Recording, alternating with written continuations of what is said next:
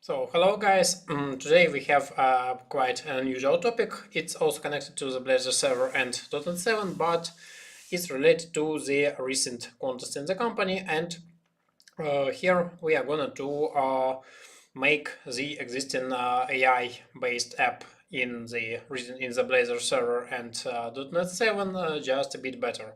So let's proceed and let's dive deep into some .NET 7 and Blazor tricks, and let's first of all look at the project. So what do we have? So it's completely a brand new project, which is not very big. So it's the HR management system, or the HRIS so system, and here we can add the candidates and vacancies and build the matches between them. So first of all, let's try the add candidate functionality. So here we have the manual add new candidate dialog, but we have the AI based dialog, which is a dialog where we can add the candidate based on the OpenAI API. So for example, let's go to the here to this website of the job search, and for example let's scroll a bit, and for example let's add the new candidate to this application. So we can just it's not too much, not too big CV here, so let's pick something like that. And for example, let's try to add the new candidate to our system. So for example, we can copy just, we can of course copy the whole CV, but if we are triggering the ChatGPT API, so which is OpenAI, we should omit some parts of this text, so just not to overload the API for the testing purposes. And for example, of course, we can paste here all the text, so and send this text for the interpretation to the ChatGPT. So and after that I will show how it's exactly working. So for example, we are sending all this data, and with some pretty small time we should receive the new candidate entity in this application. So let's wait a bit. So it's and UI, so we have probably one error, but so we should have put that into the debug breakpoint. But let's add these years of experience manually, for example, like that, and let's save the changes. So currently we have this candidate, so let's search. So and also we need to debug that error case. So I've got it. So why do we have this error? Because this candidate has been already added. Okay, so but we have a bit of another case. So if we go here to the code where do we add the candidate, so what flow do we have? So first of all, we have the add candidate AI dialog, which is triggered by this button. So add the candidate via AI. But here we have one thing. So we are getting the ID of this candidate edit just like the separate call to the database, which is not very optimal, of course, because if we are talking about the entity framework core, and we are talking about this scenario where we have the regular DB context usage. So if you look here, so we do not have the stuff like use as no tracking and so on. So the entities are being tracked, and that's why this is not a very optimal case. So yeah, just this one. So, and what is the more optimal way? So for example, here we have the dialog where we are adding this candidate. So as candidate plain text, so this is, yeah, just this dialog. And here we have the call to the yeah, not the vacancy. I have misclicked the dialog, so add candidate plain text, and here we are adding the candidate, yeah, just like this. So convert CV to the candidate, and in this method we are retrieving the response from the OpenAI API as a JSON. So here we have the prompt like this. So convert plain text CV to the specified format and extract only all skills and return just JSON. So, but yeah, so that's all fine. But here we have pretty yeah, pretty difficult code with the adding new skills, because we have the shared skills pool between the candidate and the vacancies. And next here we are adding this new candidate. So maybe just, yeah, we can do it just like this. And here we are saving changes, and after that we are doing one more round trip to the database to retrieve the maximum ID of the candidate. So it's of course not optimal, and it potentially could lead to the error. For example, if let's imagine the practical usage of the SAP. So for example, the pair of recruiters are adding the candidates just like this, and the latest ID could be potentially not exactly one which was added here. So, but what we have, what option do we have? So when we are doing the save changes async, so here we are adding this ID as the auto generated. So for example, after we are saving after we have saved these changes, here our candidate also has the ID. So we do not set the ID here, but the ID is set from the data after the save changes async call. So, and we can just change the type of this task to return the ID of this candidate. So candidate ID, and let's change the type to the task of the integer. So let's put the yeah, the debug breakpoint, and let's yeah, so, and we should update here. So we have the submit.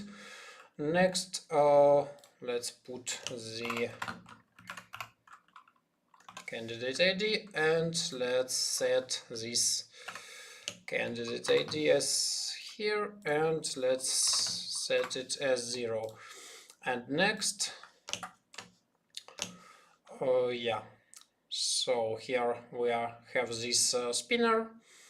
Next we are adding some message, and after that we are closing the dialog with just the result. So, but this result is the typed one, so it's not obligatory boolean, and here of course we can return the value we need in the flow after this dialog. So, and for example, we can add this candidate ID just instead of the true here, and so after this one, so we are adding the candidate, and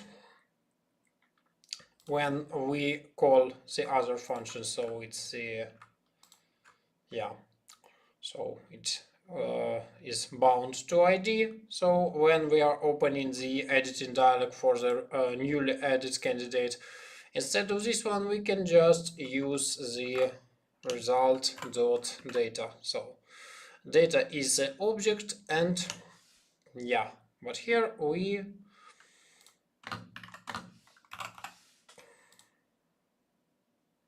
yeah, so the S solution is not possible, so let's do just like this. So because we obviously know that here in the result the ID of the integer type is returned. So, and let's try the updated approach. So, but let's try it on the another candidate. So for example,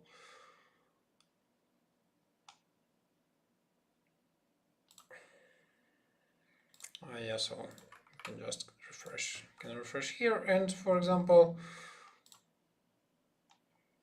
yeah, so let's put this CV for the transcription, and so here we are in the, yeah, first of all let's check that the candidate does not exist, because yeah, so probably we should add this functionality too, because so this is a possible case when the candidate is already exists in the database, but we're trying to add just exact same person. So, and in this case probably we should just update the CV, so not to try to create the so the candidate with just the same candidate but with different ID. So yeah, and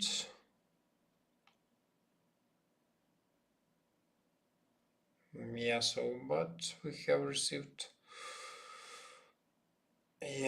also the error. So let's investigate this error, because it's completely not fine. And let's go also here and put the breakpoint here, and let's add the candidate one more time. So just to see how this is processed.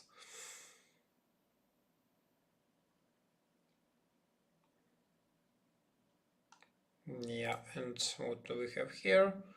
So the candidate DTO, yeah, so it should be fine, but so probably that was a floating error. Okay, and so here we see that this candidate has been updated successfully, so everything's okay. Okay, save changes, and but I think the possible case for that error, we should have put the breakpoint just like here. So when we receive the result, so we have the interaction with the OpenAI API using the Azure AI OpenAI package, which is currently in beta, but there is no stable version at all. So, and it's possible to operate with the OpenAI API. So, and here we are deserializing the entity against against the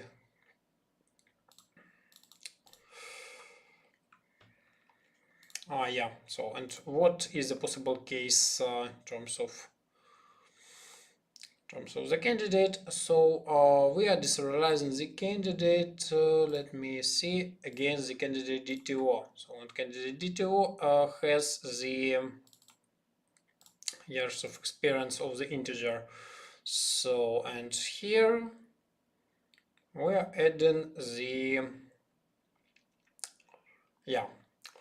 so the most possible case for the occasional errors is that OpenAI not always does put the years of experience just as an integer. So even when we have specified that years of experience with suffix int, sometimes it can produce some not very good inputs. So that's why let's change this one to string. So and add the just like this, and here we are gonna use a bit different scenario. So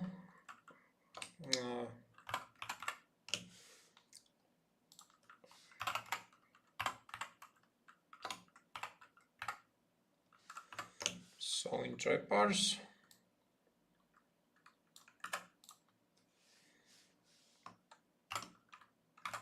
yeah,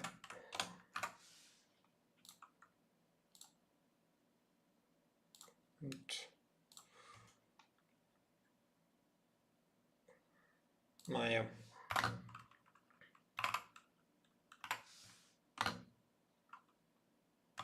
Yeah, so just like this it will be much more error proof. So for example, if the OpenAI will generate this years of experience just as an integer, okay, we will parse that integer and put here in the years of experience. But if the OpenAI will produce something different from the integer input, so the try parse will be set to false, and we will set the years of experience just to 0. So, and let's, oh yeah, so and here I'm gonna do just the same probably. So let's, yeah, so here we are just doing the reverse process. So here we are gonna to just add the string to string call. Okay, so and yeah, so probably in this approach this should be okay. So also we have the skill pool as far as I have mentioned here. So when we can add skills, add the existing skills and so on, and of course there will be some cases of, yeah, so which ones are possible to improve. So probably that's it for today, and we'll proceed with this app improval just a bit later. So thanks for watching. Hopefully this video would be useful for you, just as a beginning with the OpenAI and .NET. And see you in the next videos. Yeah, bye.